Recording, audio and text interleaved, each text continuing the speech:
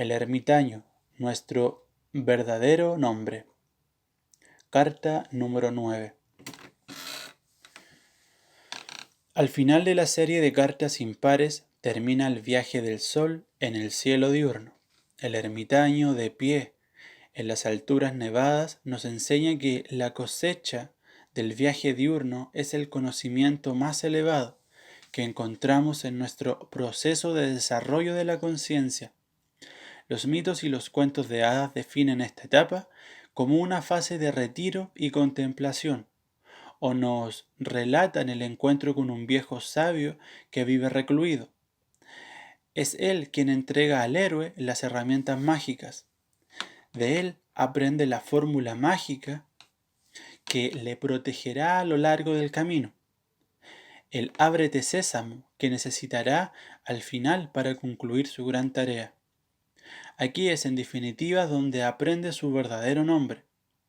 Ello significa que el héroe o cualquier persona que coja el camino que conduce a la conciencia comprende en este momento quién es en realidad, con independencia de todo lo que sus padres, educadores, familiares y amigos pueden haberle dicho al respecto. En el camino que conduce al desarrollo de la conciencia, esta percepción de la verdadera identidad es un fruto que sólo puede cosecharse en la soledad y en silencio. Únicamente en este contexto podemos experimentar quiénes somos de verdad. Este sabio anciano, al igual que las otras imágenes arquetípicas, no es una manifestación exterior, aunque tengamos la convicción de haber recibido el conocimiento a través de alguna persona. No es así. En realidad se trata de la manifestación de un poder arquetípico que actúa en nuestro interior y que, como mucho, utiliza a otro ser humano como vehículo. Sería trivial salir en busca de algún anciano sabio, por muy interesante que este encuentro podría ser, con la intención de constatar que el ermitaño no está esperando en alguna parte. Es mucho más importante escuchar la llamada interior, que es en este caso una invitación al retiro y a la soledad. Únicamente allí lo encontraremos, y sólo entonces nos revelará el conocimiento que nos permita saber quiénes somos en realidad. Lamentablemente en nuestra época existe el problema generalizado de la desaparición del silencio, hasta el punto de que ha llegado a ser increíblemente difícil encontrar un lugar tranquilo donde poder oír la voz del ermitaño. Como resultado, muy poca gente llega a conocer su nombre verdadero. Son muchos en realidad quienes desconocen su identidad real. En su lugar, desesperan intentando imitar y representar lo que es chic, lo que es in, lo que está de moda, es decir, lo que no son. Y, aunque cada ser humano haya nacido como un ser único e irrepetible, cada vez es más la gente que llega al momento de su muerte siendo una simple copia. Jung afirma que nuestro talento innato para imitar a otros es sumamente útil para fines colectivos, pero muy pernicioso en el proceso de individuación. En la historia de Perceval, su primo, Sigune, le ayuda en el proceso de desarrollo de la conciencia. Hasta ese momento había respondido a la pregunta sobre su identidad identificándose con el papel de hombre atractivo, o hermoso y querido hijo, como su madre solía llamarlo. Sin embargo, ahora ha tomado conciencia de su verdadero nombre y de muchas otras cosas que en la etapa anterior permanecieron inconscientes. Al mismo tiempo, reconoce su culpabilidad en relación con su visita al castillo del Santo Grial, pues debido a su ingenua ignorancia olvidó formular la pregunta que todo y a todos redime. Por esta razón, su primo le llama Perceval el desdichado. Desde tiempos inmemoriales, el desarrollo de la conciencia ha sido acompañado de sentimiento de culpa. Es imposible vivir y no ser culpable. Nadie puede ocupar nuestro lugar en el mismo momento. No podríamos alimentarnos sin matar, aunque ello significara matar plantas exclusivamente, o sin robar a otras criaturas lo que les pertenece, como la leche y la miel. Visto desde el punto de vista del inconsciente, la conciencia se convierte claramente en una culpa, en una auténtica y trágica ofensa, dado que únicamente de esta forma puede el hombre alcanzar la meta de ser el mismo. Pero si la culpa de nuestros ancestros fue comer el fruto del árbol de la sabiduría, la nuestra es la falta de conocimiento y muy especialmente de autoconocimiento. El héroe, al igual que la humanidad, ha perdido definitivamente la inocencia del inconsciente. Y ahora, al llegar a la mitad del camino, tiene que preocuparse por superar la penumbra de la semiconciencia. Y como condición previa al acceso al inconsciente colectivo, tendrá también que alcanzar un alto nivel de claridad en el último tercio del viaje. Otra personificación de este arquetipo lo encontramos en la leyenda del Grial. Es el tío de Perceval, Treb Recent, que vive recluido como un ermitaño. En su larga búsqueda del Grial, Perceval vuelve una y otra vez a este lugar, hasta que finalmente encuentra el camino correcto. No solo aprende de este ermitaño cosas que serán luego decisivas, sino que recibe de sus manos la fórmula mágica. El anciano le susurra al oído una plegaria que podría repetir en voz alta cuando se encuentre en momentos de peligro extremo. Una vez que el héroe, igual que nosotros mismos, ha aprendido su verdadero nombre, no debe olvidarse o negarlo jamás. En otras palabras, cuando descubrimos quiénes somos en verdad, el desafío implícito desde ese preciso momento es ser siempre fieles a nosotros mismos, no traicionarnos en ningún caso, so pena de acabar como Perceval, teniendo que regresar a este lugar una vez más para comenzar desde el principio, el proceso de autoconocimiento. Este mensaje queda reflejado en la forma como el ermitaño cubre y oculta su cabeza, protegiéndose de influencias externas.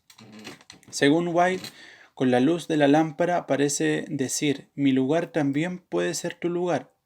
Parece dejar claro, por tanto, que la experiencia de ese encuentro no está reservada a unos pocos escogidos, sino que es un paso adelante en el camino de la conciencia, abierta a cualquier ser humano que escoja el silencio. El ermitaño entrega como regalo al héroe una herramienta mágica para que lleve en su viaje. Y esto es algo que no ocurre solo en los cuentos de hadas. Muchas veces recibimos regalos inesperados. El regalo puede ser una melodía, una imagen, una frase, una piedra, una pluma o simplemente una palabra, una sílaba, un símbolo. Será fácil reconocerlo sabiendo que suele llegar a nosotros de forma natural, conmoviéndonos profundamente y dejándonos la extraña sensación de que hay algo mágico en él. A una mente extremadamente racional, estas cosas pueden parecerle curiosas o extrañas, pero aún así ocurren. Cuando recibimos un regalo de estas características, debemos guardarlo cuidadosamente hasta que podamos ponerlo a prueba en una situación verdaderamente difícil, en un momento de temor, tal vez. Si entonces recordamos la frase, la imagen, la melodía, el tacto de la piedra o de la pluma, sentiremos que un gran poder viene al instante en nuestra ayuda. Es importante no olvidar lo que los mitos y cuentos de hadas nos dicen sobre el uso de fórmulas mágicas. No pueden comprarse ni inventarse. No deben jamás divulgarlas u olvidarlas.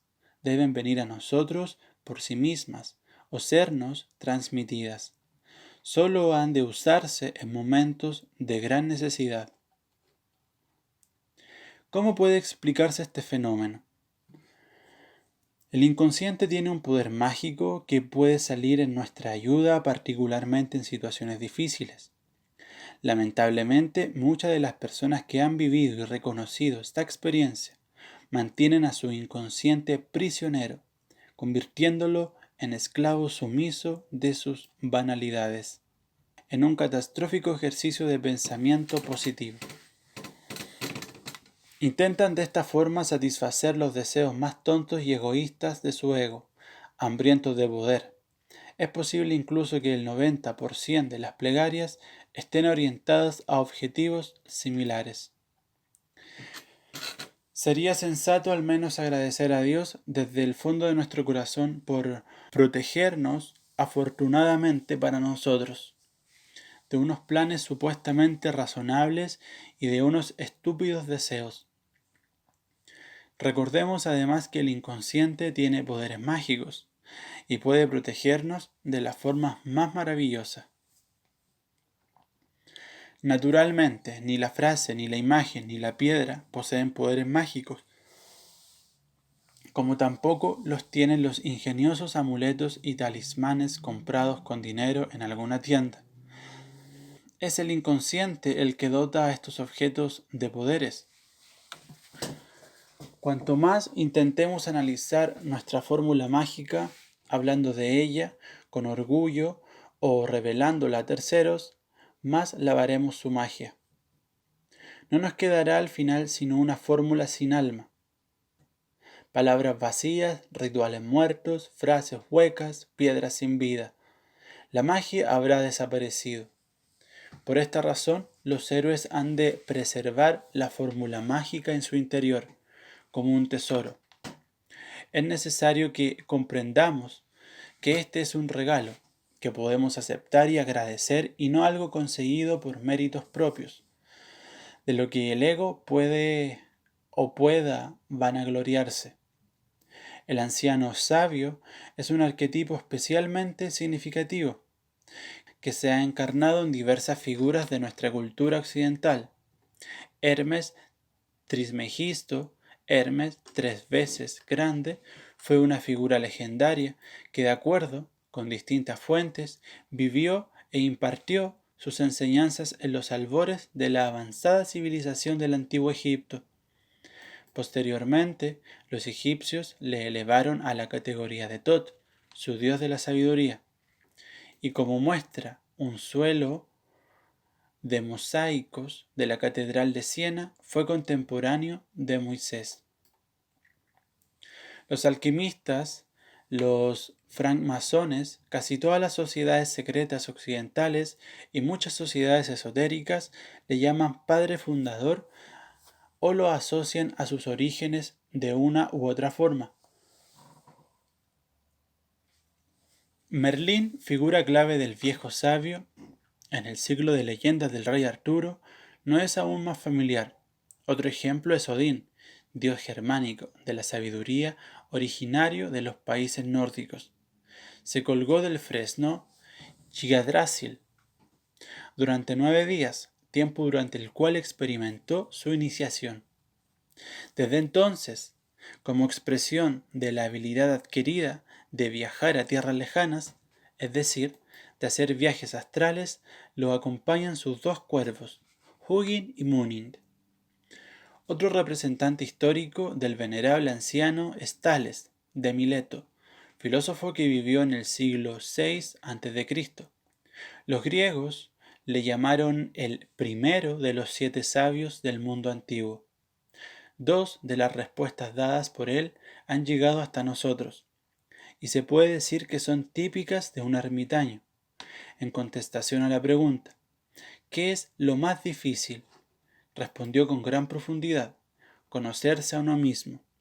Y a la pregunta, ¿qué es lo más fácil?, posiblemente con una sonrisa, respondió, dar consejos a otros. Dentro de nuestra tradición judeocristiana, Moisés es, sin duda, la representación más familiar de este arquetipo. Recordó a un pueblo entero su verdadero nombre, su identidad, los guió durante 40 días hacia un destino previamente determinado y les entregó las leyes divinas. la ascensión al monte Sinaí para recibir las leyes divinas. Encuentra su analogía en el tarot en la transición de la carta del ermitaño a la rueda de la fortuna. Palabras claves sobre el ermitaño. Arquetipo: el anciano sabio. Tarea: retiro, concentración interior, seriedad, contemplación. Meta: autoconocimiento, protección contra las influencias externas, descubrir la propia escala de valores, ser auténticamente uno mismo.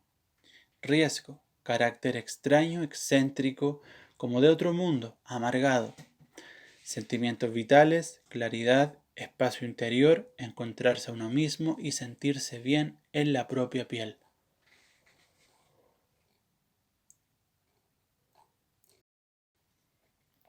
La rueda de la fortuna. La llamada. Carta número 10. El héroe ha tomado ya conciencia de su verdadera identidad. Una vez recorrido el arco diurno del sol, el día se hace noche y es el momento de encontrar un oráculo que responda a la única pregunta que realmente importa: ¿cuál es mi tarea?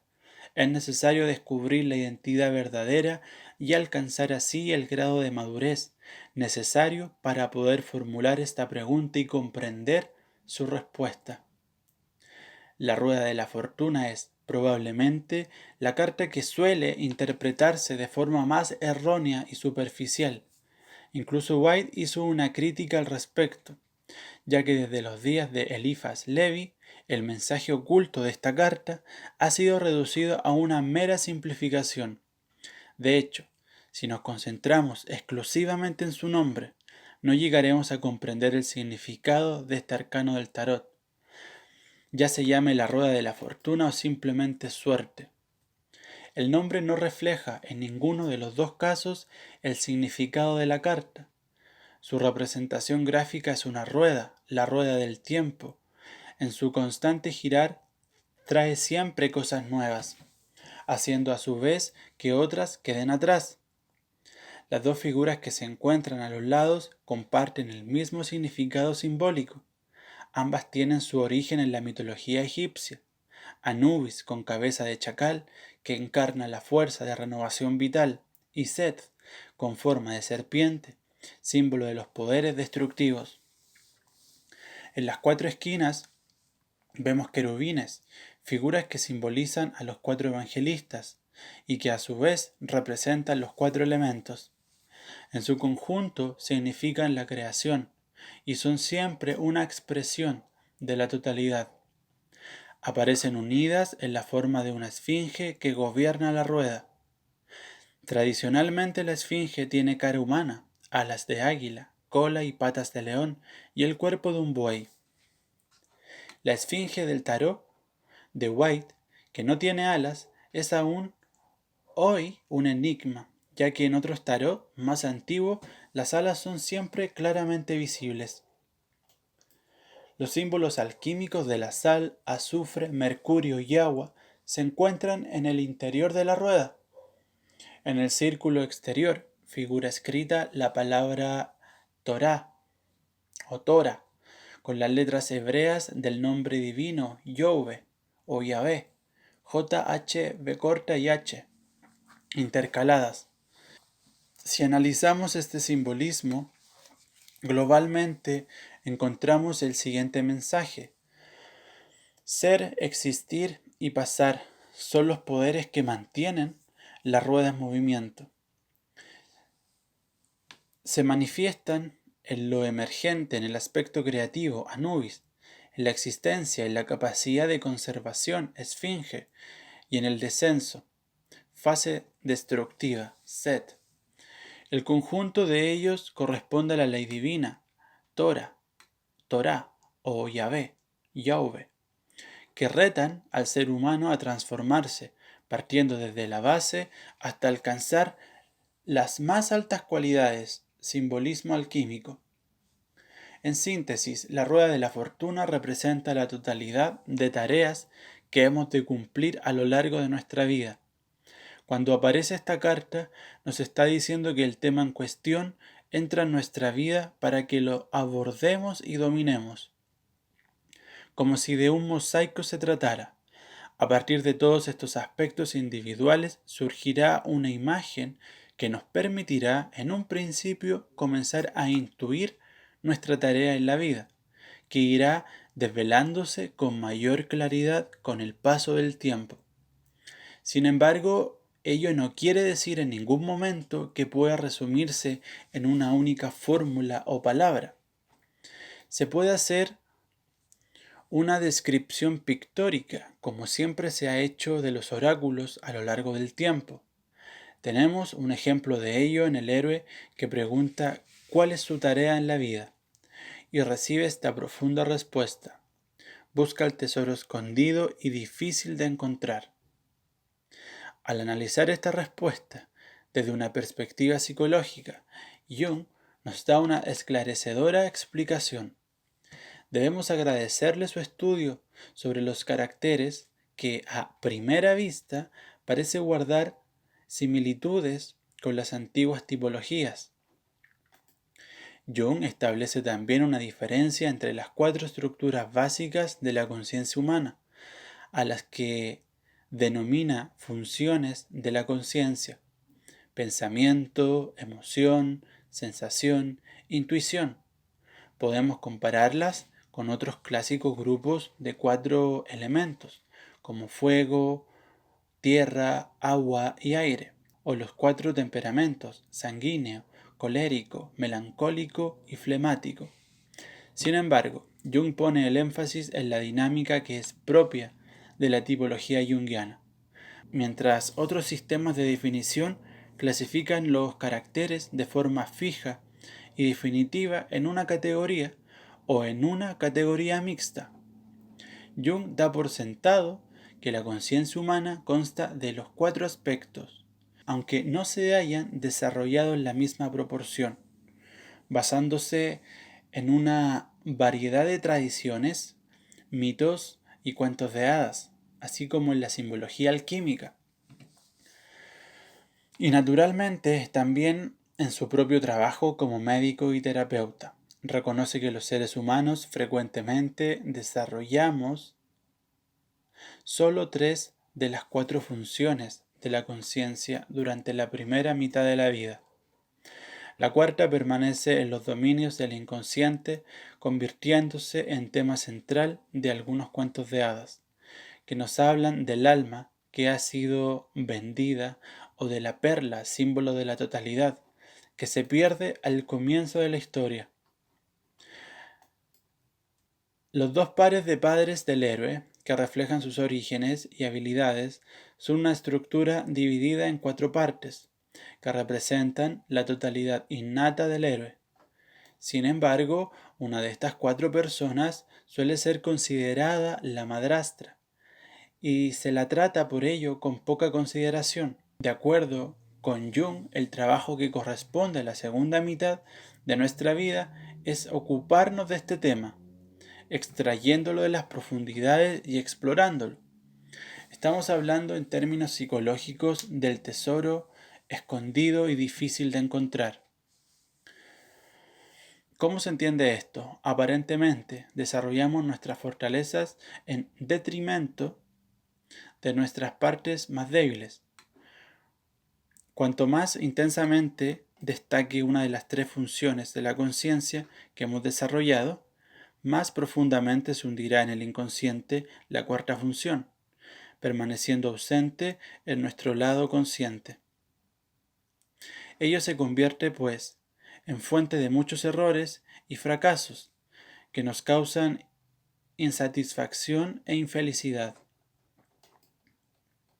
Jung denominó este aspecto más desarrollado de la conciencia la función principal del ser humano. Las 2 siguientes, que son también funciones conscientes, a diferencia de lo que indica el modelo simplificado de la página 104, normalmente evolucionan en distintos grados. Y son llamadas primera y segunda función auxiliar. Nuestra parte inconsciente, el tesoro escondido y difícil de encontrar, es la función inferior y menos valorada. Por ejemplo, si una persona ha desarrollado su forma especial, sus funciones intelectuales, por regla general, ha descuidado los sentimientos.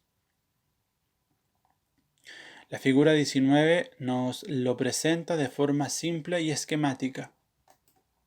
Este desequilibrio inicial no significa forzosamente que exista un fallo en el proceso de desarrollo o que sea mejor potenciar por igual, desde el principio, los 4 aspectos de la conciencia.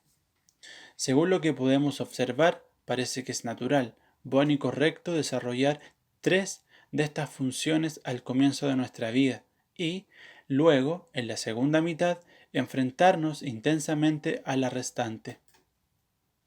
Recordemos que en el viaje del héroe, el tesoro no es encontrado hasta llegar a la última etapa.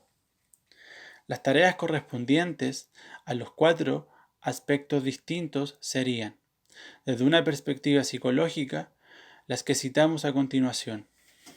Las personas que responden al modelo citado más arriba son considerados en general cerebrales en exceso. Si les pidiéramos que nos dijeran espontáneamente lo que sienten, nos responderían de inmediato creo que siento. Para ello el pensamiento es mucho más veloz que los sentimientos y siempre tienen al instante respuestas a cualquier pregunta. O sea, en realidad lo que estas personas hacen es imaginar lo que sería correcto sentir en una situación dada y expresarlo. Sin embargo, sería erróneo deducir que no sienten la respuesta. El problema es que, al no estar la función emocional suficientemente desarrollada, necesitan más tiempo para ejercitarla.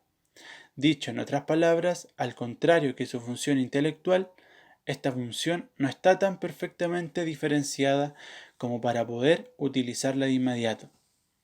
Por esta razón, les resulta a estas personas tan incómodo trabajar con ellas.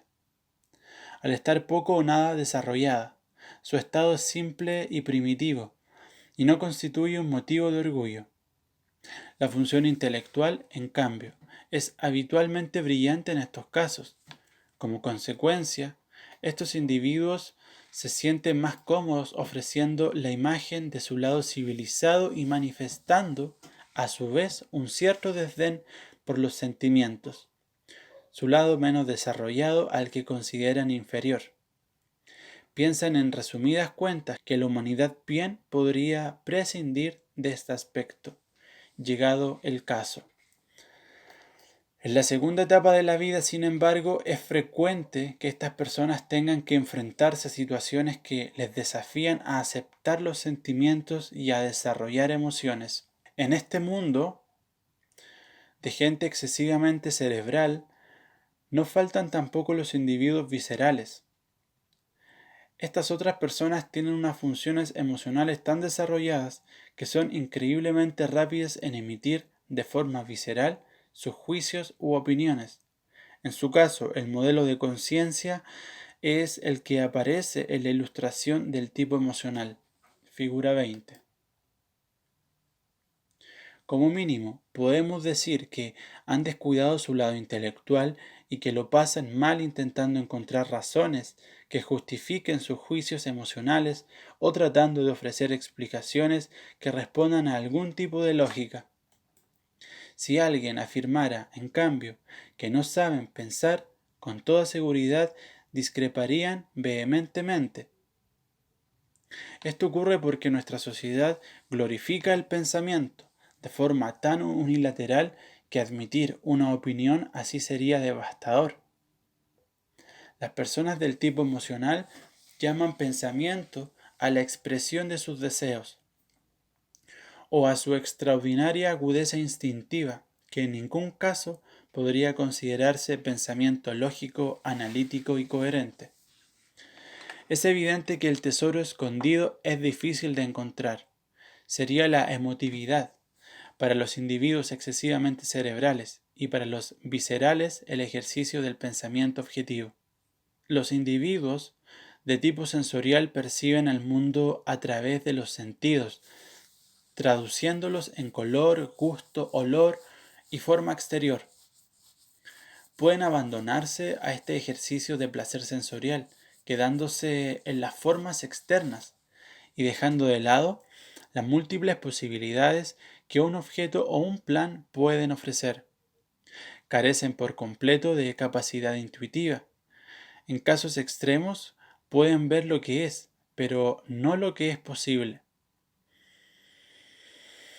El tesoro perdido sería, en este caso, desarrollar el olfato, considerar las numerosas posibilidades que el mundo puede ofrecer en su variedad, ser capaces de considerar tendencias diversas y de valorar las oportunidades que un experimento o cualquier otra cosa puedan ofrecer. En resumen, abrir el ojo interior. Ver figura 21 en página 106. El tipo opuesto experimenta el mundo de forma exactamente inversa. Los individuos del tipo intuitivo se sienten tan fascinados por las posibilidades de una idea, objeto o proyecto que, como resultado, descuidan la forma y los hechos objetivos. Viven envueltos en fantasías que rara vez acaban materializando. Su tesoro perdido es aprender a vivir en el marco de la sobria realidad, no contentándose con tener una mera visión de las cosas y desarrollar la paciencia que hará posible que esa visión se concrete, traduciéndose en acción. Figura 22.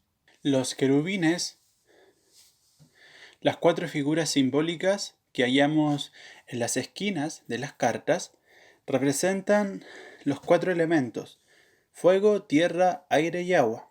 A su vez, estos corresponden a las cuatro funciones que hemos descrito anteriormente, bajo la forma de cuatro temperamentos. Todos los querubines llevan libros en sus manos, simbolizando las tareas y lecciones que impartirán. Si alguien formula la pregunta ¿cuáles son mis tareas en esta vida?, una de las cuatro figuras responderá: aprende de mí, desarrolla mi naturaleza esencial y conquistarás la totalidad. Al final de los arcanos mayores encontramos la carta El Mundo, con el número 21, que corresponde al círculo exterior del mandala. Ver página 76. El paraíso recuperado de las leyendas y cuentos de hadas. En el plano espiritual representa el reencuentro con la totalidad, que es la meta final de nuestras vidas. Aquí nos encontramos nuevamente con los querubines, pero a diferencia de la carta 10, esta vez no llevan libros en sus manos. Ello significa que las lecciones de la rueda de la fortuna han sido aprendidas durante el trayecto que existe entre ambas cartas. Se ha conquistado la totalidad. La cuarta función ha sido integrada finalmente, con éxito, y la persona ha sanado. Ver figura 23. Con la rueda de la fortuna llegamos a la serie de cartas pares, en el viaje del sol. Este momento corresponde al atardecer, por el horizonte del oeste. Es la imagen del retorno de la luz al otro polo oscuro y olvidado. Este instante ilustra la necesaria existencia de leyes compulsivas y el cambio que inevitablemente experimenta el sol en este punto. En consecuencia, las experiencias que vivimos a través de esta carta son también necesarias e ineludibles. Según su contenido simbólico, lo masculino separa y lo femenino une.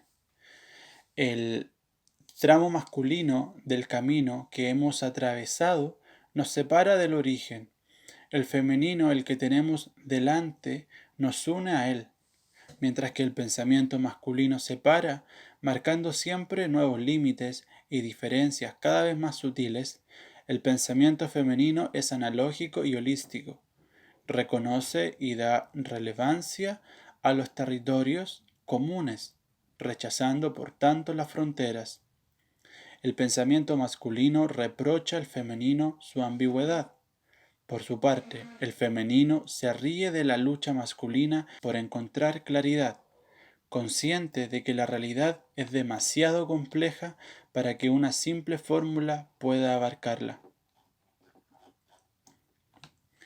El camino a través de las cartas impares nos guía hacia la multiplicidad, es decir, en dirección opuesta a la unidad original, y nuestro ego, inmerso en un proceso de despertar y desarrollo, de búsqueda constante de claridad, se vuelve cada vez más parcial, más unilateral. Sin embargo, el camino de las cartas pares que nos queda aún por recorrer y que, en un principio, posiblemente intentaremos eludir, será el que nos guíe a través de la paradoja de nuestras percepciones, hasta alcanzar la unidad de todas las cosas.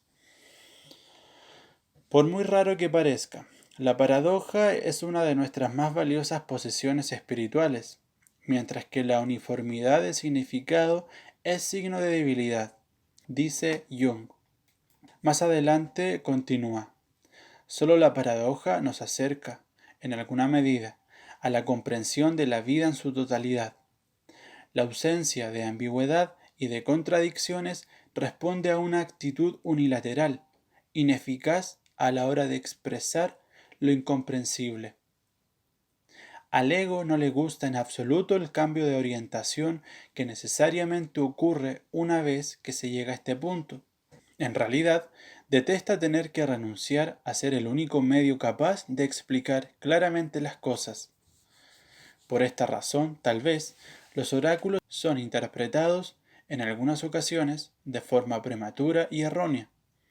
Las dos reacciones posibles ante el cambio pueden verse con claridad en la interpretación patriarcal y en la interpretación matriarcal de la siguiente carta, la fuerza.